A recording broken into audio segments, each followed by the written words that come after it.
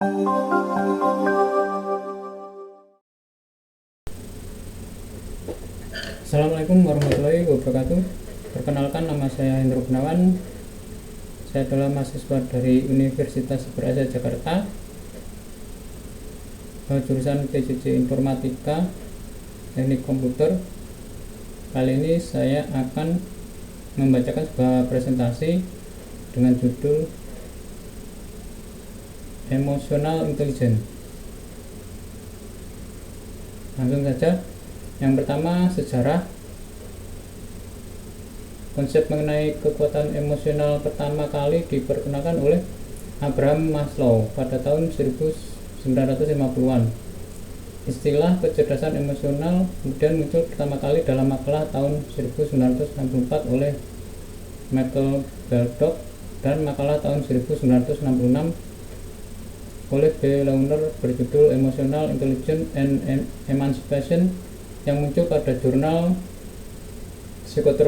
psikoterapi yang bernama Practice of Child Psychology and Child Psychiatry pada tahun 1983. Howard Gardner dalam bukunya yang berjudul Frames of Mind, The Theory of Multiple Intelligence.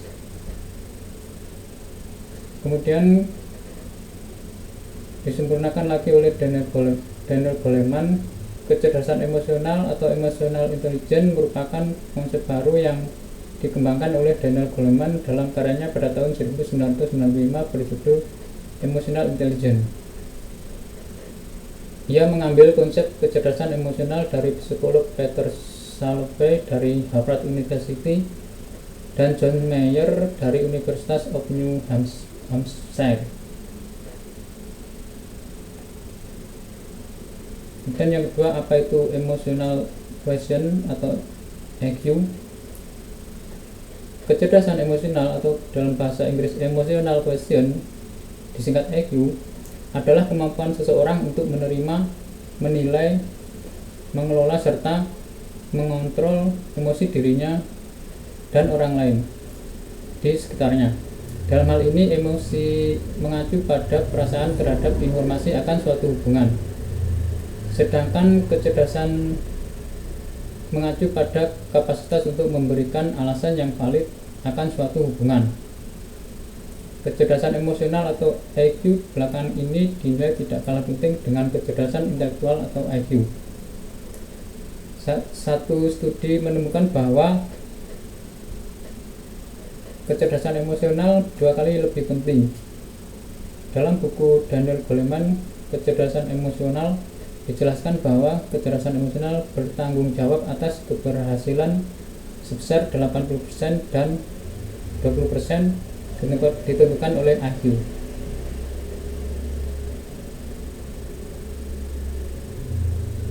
Kemudian yang ketiga, piramida kompetensi emosional dan sosial. Di sini terdapat gambar yang menjelaskan atau mengilustrasikan bahwa tingkatan kompetensi emosional dan sosial. Piramida ini terbagi menjadi 2 bagian utama. Yang pertama yaitu kompetensi pribadi atau personal competence dan kompetensi sosial atau social competence. Masing-masing bagian tersebut memiliki subkategori sebagai berikut. Kompetensi pribadi atau personal competence. Yang pertama, kesadaran diri atau self-awareness, yaitu mengakui kekuatan, kelemahan, perilaku, dan sikap diri sendiri serta bagaimana hal-hal tersebut mempengaruhi orang lain. Kemudian yang kedua, pengolahan diri atau self-management, menilai dan mengontrol impuls untuk mencapai hasil positif. Kemudian kompetensi sosial atau social competence meliputi yang pertama yaitu kesadaran sosial atau social awareness, yaitu mengenali dan memahami kebutuhan serta preferensi orang lain. Kemudian yang kedua, pengolahan sosial atau social management, yaitu beradaptasi dan terhubung untuk membangun kesukaan dan rasa hormat. Kemudian menciptakan kepercayaan dan koneksi dan mendapatkan izin untuk mempengaruhi orang lain.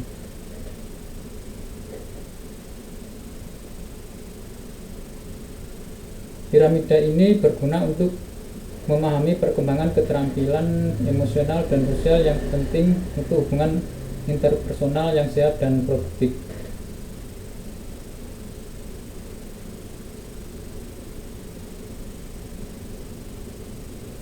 Kemudian yang keempat, Gardner menyatakan ada 7 jenis kecerdasan. Yang pertama, kecerdasan bahasa atau linguistik,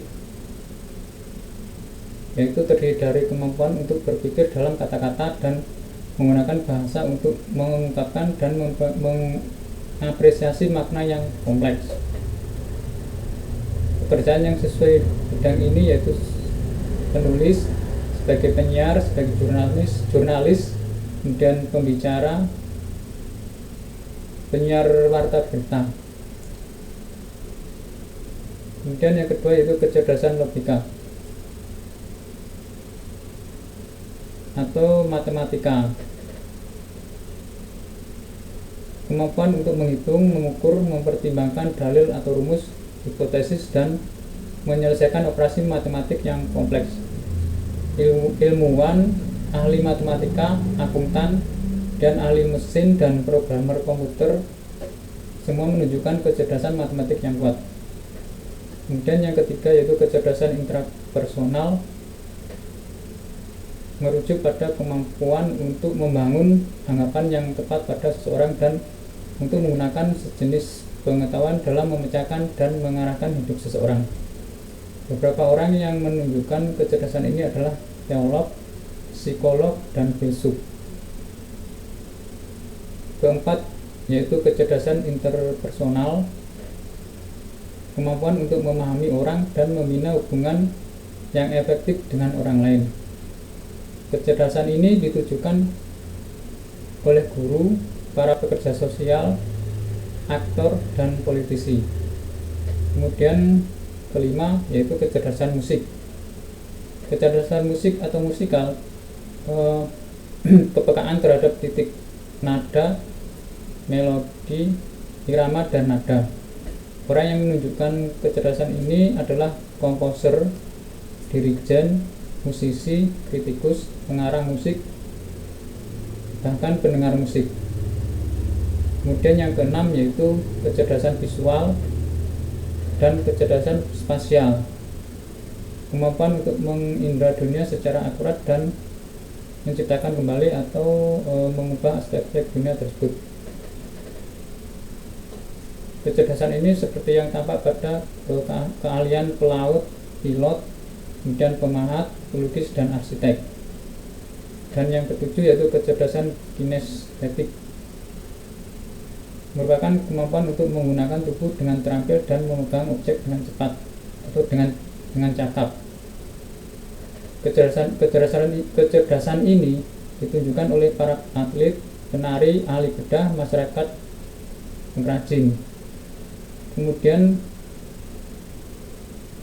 sesuai dengan perkembangan makalahnya pada tahun 1990-an, Howard Gardner memasukkan kecerdasan yang ke-8 yaitu kecerdasan alamiah atau naturalis. Kemudian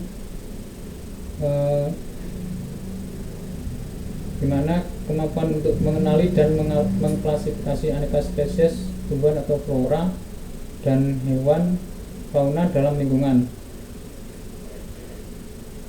Sini pekerjaan yang merupakan kecerdasan alam atau kecerdasan naturalis yaitu ahli biologi, pecinta alam, penjelajah alam, dan lain-lain.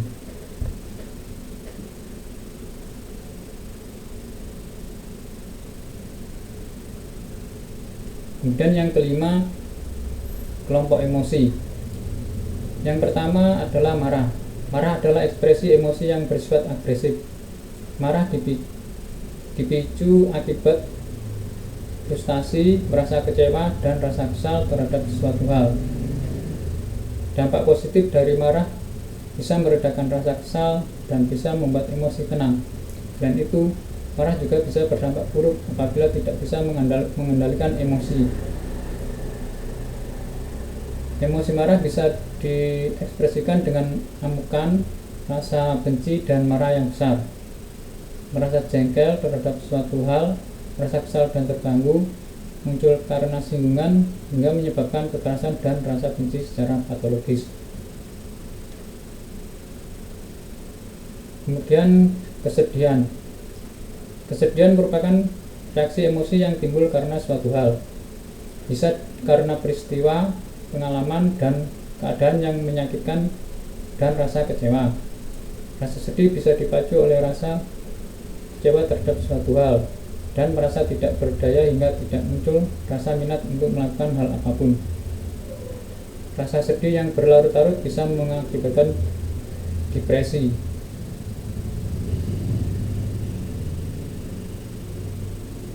Kemudian yang ketiga yaitu rasa takut.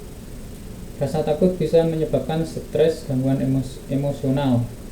Stres tersebut timbul karena adanya ancaman, tekanan, dan perubahan. Dampaknya akan menyebabkan respon tubuh seperti napas dan detak jantung yang semakin cepat. Selain itu, otot menjadi kaku serta tekanan darah tinggi.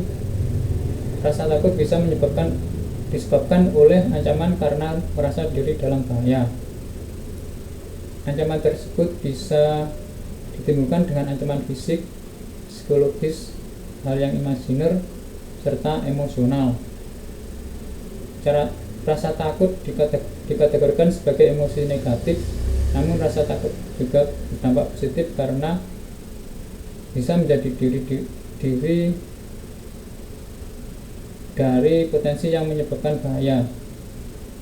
Rasa takut bisa diekspresikan dengan kondisi gugup, cemas, merasa khawatir, rasa waspada terhadap suatu hal, dan tidak merasa tenang.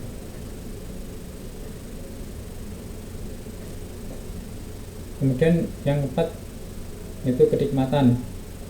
Kenikmatan bisa diekspresikan dengan rasa bahagia dan gembira. Selain itu, kenikmatan menunjukkan rasa senang, terpesona, hingga rasa takjub akan suatu hal. Kenikmatan pertama yaitu berupa nikmat sehat yang diperoleh dengan rasa kecukupan terhadap kebutuhan dasar seperti makanan dan minuman. Kenikmatan yang kedua yaitu kenikmatan sosial yang bisa dipenuhi dengan rasa kebutuhan untuk hidup bersama dengan keluarga dan kelompok sosial. Kenikmatan ketiga yaitu kenikmatan spiritual, yaitu memenuhi rohani akan kebutuhan untuk menenangkan hati dan pikiran. Kemudian yang kelima yaitu cinta. Cinta merupakan salah satu jenis emosi yang timbul karena rasa intim, menyebabkan gairah dan komitmen. Cinta juga merupakan emosi yang dipengaruhi oleh kedekatan, rasa tertarik, juga rasa percaya terhadap satu sama lain. Selain itu, cinta juga bisa timbul karena reaksi biologis yang timbul pada diri manusia. Rasa cinta bisa diekspresikan dengan bentuk persahabatan, rasa percaya, rasa hormat terhadap seseorang, hingga rasa kasih sayang antar manusia.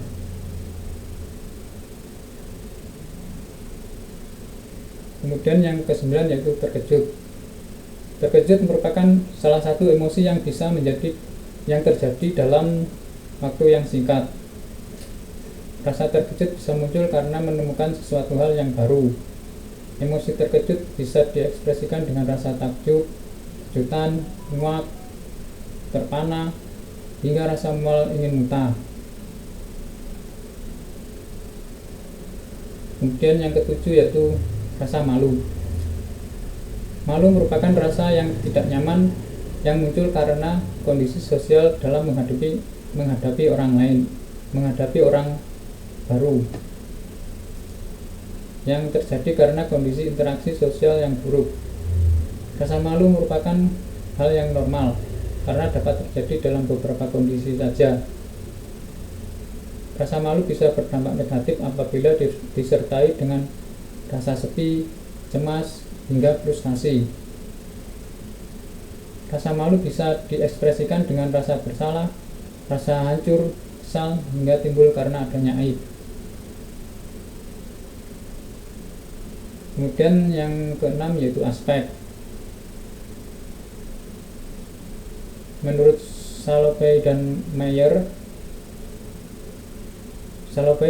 mengungkapkan aspek-aspek yang ada di dalam kecerdasan emosional, yaitu mampu merasakan empati, berani mengungkapkan dan memahami perasaan, kemudian bisa mengendalikan amarah, mampu beradaptasi, mandiri, setia terhadap pertemanan, ramah, dan hormat pada orang lain. Kedua yaitu Daniel Goleman. Menurut Goleman, seseorang yang memiliki kecerdasan emosi memiliki aspek untuk memotivasi diri sendiri. Apabila frustasi lebih siap untuk bertahan, bisa menghadapi sesuatu yang sulit dan tetap percaya diri, serta memiliki empati yang tinggi. Kemudian yang ketiga yaitu menurut WT Grand Consortium. Menurut beliau, kecerdasan emosional bisa dilihat dari cara mengungkapkan perasaan dan bisa mengidentifikasi perasaan tersebut. Perasaan tersebut selain bisa diungkapkan juga bisa dikelola dan dikendalikan, serta bisa membedakan dan menyeimbangkan antara perasaan dan tindakan. Dan yang ketujuh, 5 domain kecerdasan emosi. Gambar tersebut di samping menjelaskan tentang 5 domain kecerdasan emosi dalam versi yang disederhanakan. Diagram ini menunjukkan 4 aspek utama dari kecerdasan emosional yang terdiri dari yang pertama yaitu self awareness atau kesadaran diri, yaitu mengetahui emosi diri sendiri. Kemudian yang kedua yaitu self management atau pengelolaan diri, yaitu mengelola emosi diri sendiri dan memotivasi diri sendiri. Kemudian yang ketiga yaitu social awareness atau kesadaran sosial, yang merupakan mengenali dan memahami emosi orang lain. Dan yang keempat yaitu relationship management atau pengelolaan hubungan, yaitu mengelola hubungan dengan memahami emosi orang lain. Diagram ini memberikan pandangan menyeluruh tentang bagaimana individu dapat mengembangkan kecerdasan emosional mereka dengan fokus pada memahami dan mengelola emosi diri sendiri, serta mengenali dan mengelola emosi orang lain untuk membangun hubungan yang lebih baik. Kemudian yang ke-8 yaitu memaksimalkan kecerdasan emosional. Di sini terdapat cara bagaimana memaksimalkan kecerdasan emosional. Yang pertama yaitu mengenali emosi diri, kemudian yang kedua mengelola emosi,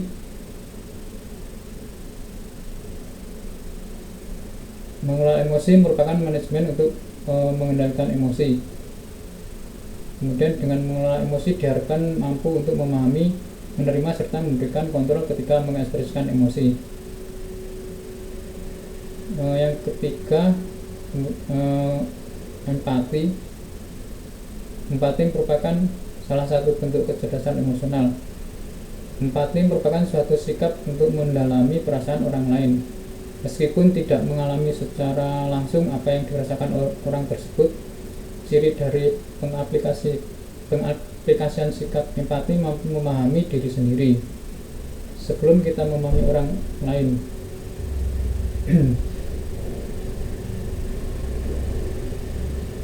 Kemudian yang keempat yaitu menjalin hubungan. Kecerdasan emosional untuk membangun hubungan dengan orang lain merupakan seni untuk menunjang popularitas dan melatih untuk memimpin diri. Hal tersebut ditunjang oleh kemampuan komunikasi untuk menjalin hubungan dengan orang lain hingga bisa bekerja sama dalam satu tim. Kelima yaitu komunikasi. Dengan berkomunikasi belajar untuk menyelesaikan masalah agar tidak timbul salah paham. Juga berlatih membaca situasi sekitar agar lebih peka. Kesembilan yaitu dampak.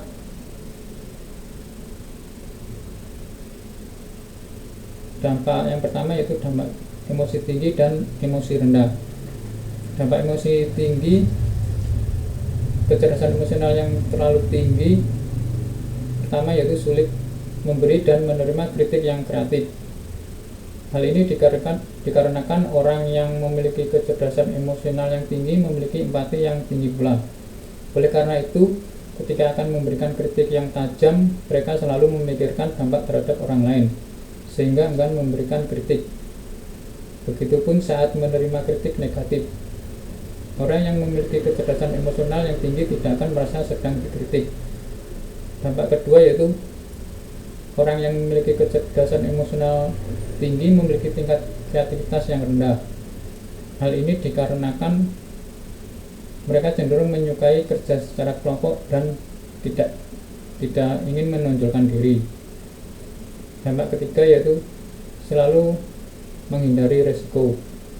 Hal ini dikarenakan orang yang memiliki kecerdasan emosional yang tinggi, mereka memiliki kendali diri yang kuat dan selalu menimbang dengan cermat atas apa yang mereka lakukan. Dampak yang kedua yaitu rendah. Dampak negatif dari rendahnya kecerdasan emosional bisa mempengaruhi kesehatan fisik. Hal ini dikarenakan ujung dari gangguan emosional salah satunya stres. Dampaknya bisa menjadi penyakit kurangnya imun, jantung, hingga tekanan darah tinggi. Selain kesehatan fisik juga mempengaruhi kesehatan mental. Misalnya bisa membuat depresi hingga susah bersosialisasi dengan orang lain.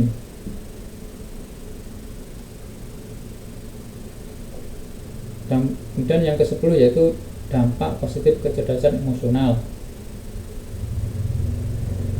Gambar ini merangkum dampak positif yang dapat diberikan oleh kecerdasan emosional dalam berbagai aspek kehidupan pribadi dan profesional. Di antaranya meliputi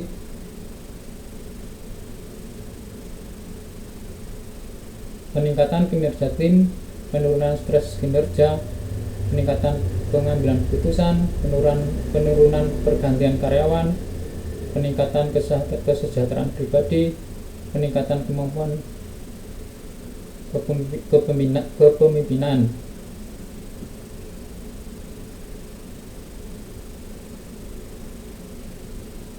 Kemudian yang ke-11 yaitu apa itu intelligent quotient atau IQ. Kecerdasan intelektual atau dalam bahasa Inggris intelligent quotient disingkat IQ adalah istilah umum yang digunakan untuk menjelaskan sifat pikiran yang mencakup sejumlah kemampuan seperti kemampuan menalar, merencanakan, memecahkan masalah, berpikir abstrak, menangani gagasan, memahami gagasan, kemudian menggunakan bahasa, daya tangkap, dan belajar. Kecerdasan erat kaitannya dengan kemampuan kognitif yang dimiliki oleh individu. Kecerdasan dapat diukur dengan menggunakan alat psikometri yang bisa disebut sebagai tes IQ. Ada juga pendapat yang menyatakan bahwa IQ merupakan usia mental yang dimiliki manusia berdasarkan perbandingan usia kronologis. Yang ke-12 yaitu definisi kecerdasan. Terdapat beberapa cara untuk mendefinisikan kecerdasan. Dalam beberapa kasus, kecerdasan bisa termasuk kreativitas, kepribadian, watak, pengetahuan, atau kebijaksanaan. Namun, beberapa psikolog tak memasukkan hal-hal tadi dalam kerangka definisi kecerdasan. Kecerdasan biasanya merujuk pada kemampuan atau kapasitas mental dalam berpikir. Namun belum terdapat definisi yang memuaskan mengenai kecerdasan. Sternberg dan Slater pada tahun 1982 mendefinisikan kecerdasan sebagai tindakan atau pemikiran yang bertujuan dan adaptif. Dan ke-13 yaitu struktur kecerdasan. Menurut L.L. Thurston, Spearman, dan Wechsler, yang pertama, berikut ini pembagian spesifikasi kecerdasan menurut L.L. Thurston. Di sini terdapat 3 tokoh, yaitu L.L. Thurston, Spearman, dan Wechsler. Menurut L.L. Thurston, spesifikasi kecerdasan yaitu pemahaman dan kemampuan verbal, kemudian angka dan hitungan, kemudian kemampuan visual, daya ingat, penalaran, dan kecepatan perseptual. Sedangkan menurut Spearman dapat dibagi menjadi 2, yaitu kecerdasan umum yang bisa disebut sebagai faktor G maupun kecerdasan spesifik. Akan tetapi pada dasarnya kecerdasan dapat dipilah-pilah. Yang ketiga, menurut David Wechsler, yang umum digunakan untuk mendapatkan taraf kecerdasan membagi kecerdasan menjadi 2 kelompok. 2 kelompok besar, yaitu kemampuan kecerdasan verbal atau PIQ dan kemampuan kecerdasan tampilan atau PIQ.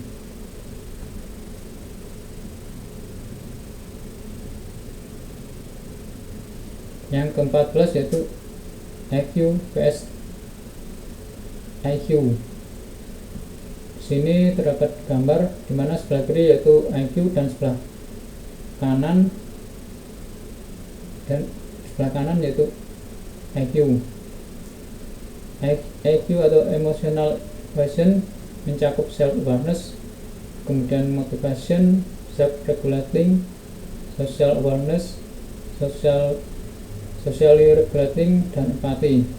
Sedangkan IQ mencakup expertise, know, kemudian architecting, critical thinking, thought pattern, dan cognition.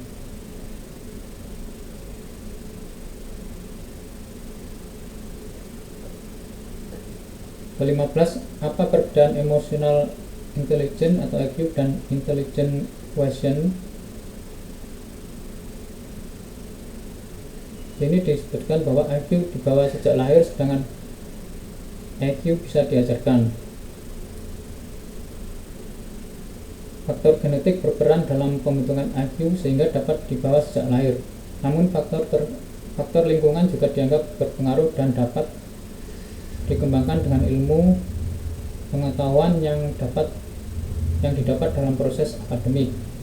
Sementara IQ dapat diajarkan, diasah, atau diperkuat kapan saja, terutama sejak dini dengan memberi pendidikan karakter, memodelkan perilaku positif, mendorong untuk berpikir mengenai perasaan orang lain, dan menemukan cara untuk lebih berempati terhadap orang lain. Kedua, IQ pandai angka, sedangkan EQ pandai mengelola emosi. Anak yang memiliki IQ tinggi umumnya unggul dalam mengerjakan persoalan yang berkaitan dengan angka dan analisis data. Sedangkan anak yang memiliki EQ tinggi dapat mengelola emosinya dengan baik sehingga terhindar dari stres, kecemasan, atau depresi. Bahkan mereka mampu memahami perasaan orang lain dengan baik. Ketiga, IQ baik akademik, sedangkan EQ baik bersosialisasi. Rata-rata orang yang memiliki IQ tinggi di dalam bidang akademis cenderung memiliki nilai-nilai yang bagus dalam tes. Sayangnya, berdasarkan akademis bukan jaminan mereka dapat bersosialisasi dan membangun hubungan kerja atau pribadi dengan baik. Berbeda dengan orang yang EQ tinggi, meski nilai akademiknya tak cukup baik, namun mereka dapat bersosialisasi dengan mudah dan memecahkan persoalan-persoalan sosial. Yang keempat, IQ sukses secara individu. IQ bisa memimpin tim. Orang yang ber-IQ tinggi cenderung sukses secara individual, di mana mereka dapat menggunakan nalarnya untuk mencapai apa yang diinginkan. Sementara orang yang ber-IQ tinggi dapat bekerja dalam tim dengan baik, bahkan dapat menjadi seorang pemimpin, mudah dekat dengan orang-orang di sekitarnya, membuat orang ber-IQ tinggi cenderung dapat mencuri atensi khalayak. Ke-16 yaitu proses kecerdasan emosional. Gambar ini menjelaskan tentang proses kecerdasan emosional. Terdapat 4 area utama yang diilustrasikan dengan warna berbeda, masing-masing mewakili cabang kecerdasan emosional. Yang pertama yaitu mengenali emosi. Kemampuan untuk mengenali, menilai, dan mengekspresikan emosi dengan akurat. Yang kedua yaitu use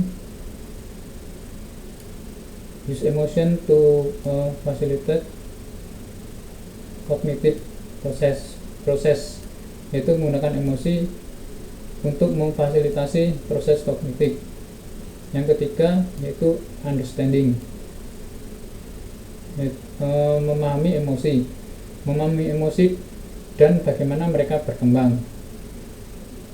Kemudian yang keempat yaitu managing, itu mengelola emosi. Manage emotion to promote emotional, intellectual, and personal growth. Mengelola emosi untuk mencapai tujuan tertentu.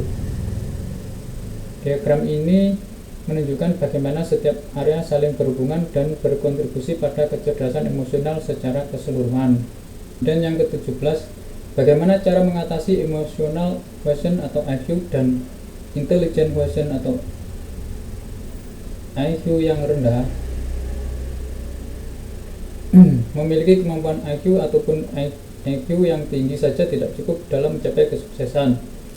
Oleh sebab itu, kedua hal tersebut haruslah imbang. Jika Anda merasa memiliki kemampuan IQ yang rendah, berikut cara meningkatkan IQ yang bisa dicoba. Yang pertama yaitu melakukan kegiatan yang mengasah ingatan.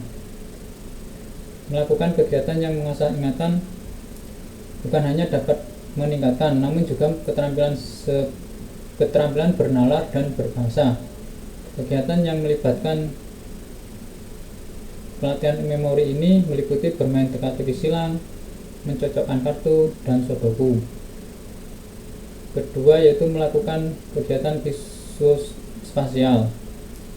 Melakukan kegiatan visuospasial seperti bermain labirin dapat membantu meningkatkan IQ dengan mempertajam penalaran visual dan spasial. Yang ketiga yaitu melakukan pelatihan relasional. Melakukan pelatihan relasional seperti perbandingan objek dan jumlah perbandingan dapat meningkatkan IQ dengan penalaran verbal dan numerik. Sebuah makalah menunjukkan jika latihan ini secara signifikan bisa meningkatkan skor IQ pada anak-anak. Kemudian bermain instrumen musik. Bermain instrumen musik dianggap dapat membantu meningkatkan IQ dengan memperkuat memori. Suatu studi menemukan bahwa musisi memiliki ingatan kerja yang lebih baik daripada mereka yang bukan musisi. Yang kelima, mempelajari bahasa baru. Mempelajari bahasa baru bermanfaat bagi otak manusia. Sebuah makalah menyelidiki hubungan antara mempelajari bahasa baru dengan IQ. Hasil makalah pun menunjukkan bahwa pembelajaran bahasa bermanfaat untuk hasil kognitif. Kemudian yang keenam yaitu berlatih mengelola emosi diri sendiri. Dalam meningkatkan IQ, kita harus berlatih untuk mengelola emosi sendiri. Ketika ada tekanan, cobalah untuk mengelola stres dengan tetap berusaha berpikir jernih. kendalikan diri dengan baik dan beradaptasilah dengan kondisi tersebut sesegera mungkin. Yang ketujuh, berlatih memahami orang lain. Kita harus berlatih mengenal dan memahami orang lain dengan baik, terutama lewat komunikasi, mengobrol, berbagi cerita, dan menghabiskan waktu bersama dapat membantu memahami perasaan dan emosi orang lain, serta menumbuhkan rasa empati dan kenyamanan. Yang kedelapan yaitu berlatih mengembangkan keterampilan sosial. Dalam meningkatkan IQ, kita berlatih mengembangkan keterampilan sosial. Hal ini dapat membuat hubungan dengan orang sekitar menjadi lebih efektif dan bermanfaat. Belajarlah melihat konflik sebagai peluang untuk lebih dekat dengan orang lain, dan gunakanlah humor untuk membuat keadaan menjadi lebih cair. Meski kecerdasan IQ dan EQ berbeda, namun keduanya merupakan hal yang penting dalam mencapai kesuksesan dalam hidup. Oleh sebab itu, tidak ada salahnya untuk senantiasa mengasah kedua kemampuan tersebut.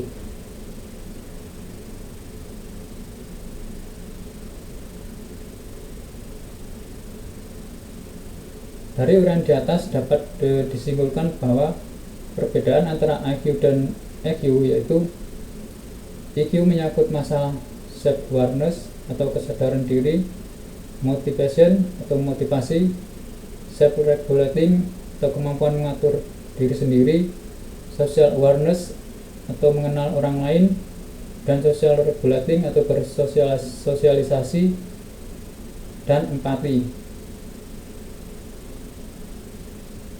Selain itu, melalui adanya kemampuan dalam mengelola emosional intelijen, maka seseorang akan mampu mengelola emosi diri sendiri.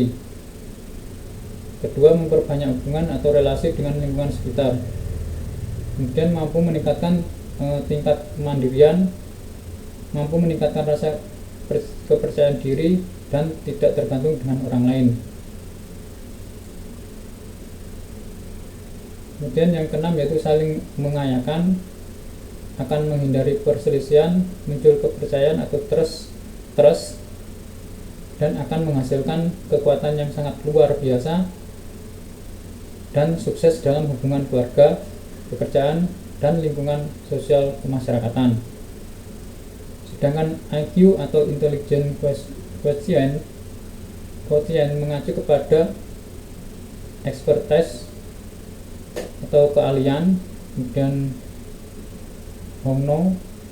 know-how atau pengetahuan, dan architecting atau perancangan, critical thinking atau pemikiran yang kritis, thought pattern atau pola pikir, dan cognition atau kognisi. Kemudian di sini terdapat daftar pustaka.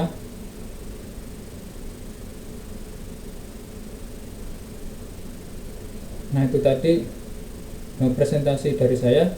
Jika ada yang salah, mohon dimaafkan. Atas perhatiannya saya ucapkan terima kasih. Akhir kata, Assalamualaikum warahmatullahi wabarakatuh.